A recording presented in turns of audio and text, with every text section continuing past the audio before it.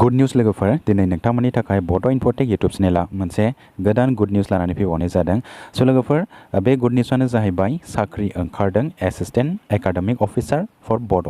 स' लोगोफोर सेबानि जानाखि official website board of secondary education Assam, बे बोर्ड अफ सेकेंडारी एडुकेशन आसामनिफ्राय सेबानि अफिशियल वेबसाइटआव मोनसे एडभार्टाइजमेंट फैदों आरो बे एडभार्टाइजमेंटखौ नोंथांमोना नुनो मोन्दों। बेवहाय सेबानि बोर्ड अफ सेकेंडारी एडुकेशन काउंसिलनि बेवहाय बड' साबजेक्टनि एसिस्टेंट एकाडेमिक अफिसार बिनि पस्ट ओंखारदों आरो बे पस्टनि थाखाय माबायदि एलिजिबिलिटी क्राइटेरिया दङ बेखौ आं नोंथांमोननो फोरमायगोन। नोंथांमोना बेवहाय नुनो मोन्दों एडभार्टाइजमेंटखौ, बेखौ नोंथांमोना फरायनानै लानो हागोन। बेखौ आं नोंथांमोननो एसे फरायनानै देखायनोसै।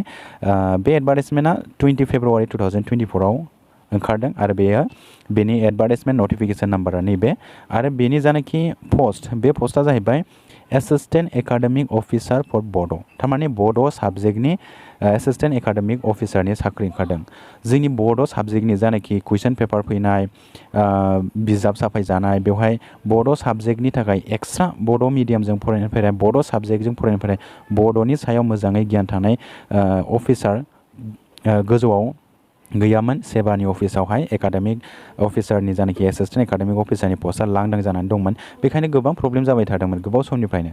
दा बेनि जानाखि पस्ट, बे पस्टखौ दा एडभार्टाइजमेंट खालामबाय। दा बे पस्ट लांदां जानानै थानाय पस्टआव फिलआप जायोब्ला हयथ' जोंनि बड' डिपार्टमेन्टनि बड'नि कुइसन पेपार, बड'नि बिजाबफ्रा एसे मोजाङै साफाय जासिगोन होननानै आसा खालामनो हायो। दा नोंथांमोना नायदो बेनाखि एसिस्टेंट एकाडेमिक अफिसार बेवहाय मा क्वालिफिकेशन बिदों नोंथांमोना नायदो। बेवहाय board of secondary education Assam SEBA is inviting application for the post of assistant academic officer from the eligible candidate. The candidate must have master degree in Bodo' language. दा MA खालामनांगोन master degree आरो बियो बड' लैंग्वेजनि सायावसो जानांगोन। बड' लैंग्वेज माने बड' साबजेक्टनि सायाव, गुबुन education, political science, history, English बेफोरो जानाय नङा। बड'नि साबजेक्टआवसो मास्टार डिग्री खालामनाय जानांगोन। बेनि उनावहाय आरो मोनसे दंबावो, एटलिस्ट 55% जाथारनांगोन आरो बिनि मार्कआ, खमैब्लाबो बिनि बांसिन जानांगोन। ओमफ्राय बेवहाय मोनसे क्वालिफिकेशन बिबावदों, from a reputed university with B.Ed M.Ed। B.Ed एबा M.Ed थानाय जानांगोन बिहा।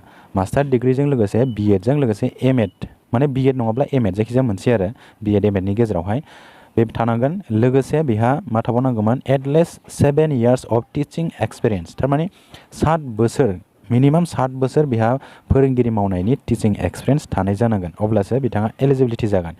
ओमफ्राय बेवहाय होनबावदों, in addition to this candidate must have Bodo' language as subject in graduation.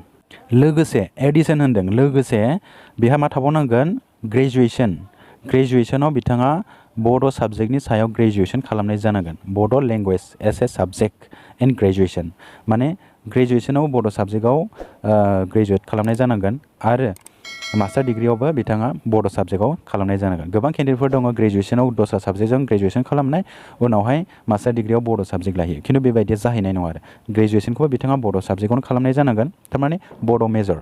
बिनि उनावहाय मास्टार डिग्रीखौबो बड'आव खालामनाय जानांगन, अब्लासो बियो एलिजिबिलिटी जागोन। बिनि उनावहाय मा मोनसे दंबावो, and mast have pass HSLC और इक्विवेलेंट क्वालिफिकेशन इन बड' मीडियम और हैविंग बड' एज MIL सब्जेक्ट। आरो लोगोसे दंबावो मेट्रिकसिम, थारमाने हाई स्कुल लेभेलसिमबो बिथाङा बड' मिडियामजों फरायनाय जानांगोन। लोगोसे हैविंग MIL सब्जेक्ट, नङाब्ला MIL मोनसे बड' साबजेक्ट थाथारनांगोन, अब्लासो बियो क्वालिफिकेशनाव बिथांनि एलिजिबिलिटी क्राइटेरिया एक्सेप्टेड जागोन। बेवहाय एकदम स्ट्रंलि मोनसे नियम खानानै होबाय। सिगांनि समाव हयथ' बेबायदि दंना गैयामोन बेखौ आं मिथियामोन। मानो होनोब्ला दस्रा साबजेक्टजों मास्टार डिग्री खालामनाय, दस्रा साबजेक्टजों ग्रेजुएशन खालामनाय, हाई स्कुल लेभेलखौबो दस्रा मिडियामजों फरायनाय, बेफोर केन्डिडेटफोरखौसो जुदि बड' साबजेक्टनि थाखाय जुदि एकाडेमिक अफिसार बानायोब्ला बिथांमोनाथ' बड' साबजेक्टनि फारसे जानाखि एडुकेशन सेक्टरनि माखासे पइन्ट्सफोर दं, माखासे लेंगुवेजनि गोबां नियम निथि थायो, ग्रामार थायो, बेफोरखौ हयथ' मोजाङै मिथियाबो जानो हागौ। ओंखायनो गोबां प्रब्लेम नुजाबाय थादों जोंनि बड' मिडियामनि बिजाब साफायबाय थानायावहाय। दा बड' मिडियामजों फरायनानै फैनाय, बड' साबजेक्ट थानाय, ग्रेजुएशनखौबो बड'आव खालामनाय, मास्टार डिग्रीखौबो बड'आव खालामनाय बिथांमोनखौसो जुदि एपइन्टमेन्ट होयोब्ला जोबोद माने मोनसे मोजां जाहैगोन आरो बड' साबजेक्टनि बिथिङाव लेखा सुजुनाय, कुइसन पेपार दाननाय बेफोराव मोजां जाहैगोन। हयथ' बेखौ आं मोजां मोनदों जिहेतु बेबायदि नियमखौ बानायदों। माने गाव गावबागावनि साबजेक्टआव गाव गावबागावनि साबजेक्टजों फरायनानै फैनाय केन्डिडेटफोरा साबसिन जायो। दा ओंखायनो जानाखि बे नियमखौ बानायदों बे मोजां जादों। दुलाराय बर' फरायसा आफादनिफ्रायबो बेबो डिमान्ड खामोन दा बिथांमोननि डिमान्ड बायदियै एसिस्टेन्ट एकाडेमिक जायनाखि अफिसारनि पस्टनि लांदां जानानै दंमोन दुलाराय बर' फरायसा आफादनिफ्राय गोबां समनिफ्रायनो डिमान्ड दंमोन बर' थुनलाइ आफादनिफ्रायबो दा बिथांमोननि जायनाखि दाबि खालामनाय बे दाबि खालामनाया जोबोद मोजां जाबाय दिनै बे एडभार्टाइजमेन्टखौ होजाबाय स्टेट गभर्नमेन्टनिफ्राय जोबोद मोजां जादों बियो बिथांमोननि जानाखि दाबिनाय बेखौ जोबोद मोजां मोनदों आरो नोंथांमोनाबो बिथांमोननि जानाखि दाबि खालामनाय बेखौ बयबो एप्रिसियेट खालामनांगोन स' लोगोफोर बेखिनियानोसैमोन दा नोंथांमोना जायफोर बिथांमोना बे क्वालिफिकेसनखौ फुलफिल खालामो नोंथांमोना एप्लाइ खालामबानो जाबाय दा लोगोफोर जायफोर केन्डिडेटफोरा इन्टारेस्टेड बिथांमोना एप्लाइ खालामनो हागोन आरो बिथांमोना 26 फेब्रुवारिनिफ्राय अनलाइननि गेजेरजों अनलाइन एप्लाइ खालामनो हागोन नोंथांमोना जानाखि गोसो गुदुं आरो एलिजिबिलिटि क्राइटेरिया एबा क्वालिफिकेसना मिलायोब्ला नोंथांमोना एप्लाइ खालामनानै होबानो जाबाय स' लोगोफोर बेखिनियानोसैमोन भिडिअआ नोंथांमोना भिडिअखौ मोजां मोनदोंब्ला लाइक आरो शेयार खालामनानै होबानो जाबाय लोगोसे नोंथांमोना बे चेनेलाव गोदानै फैदोंब्ला चेनेलखौ साबस्क्राइब खालामनानै होबानो जाबाय स' लोगोफोर दिनैनि भिडिअआ एसेनोसै गोजोन्थों थेंक इउ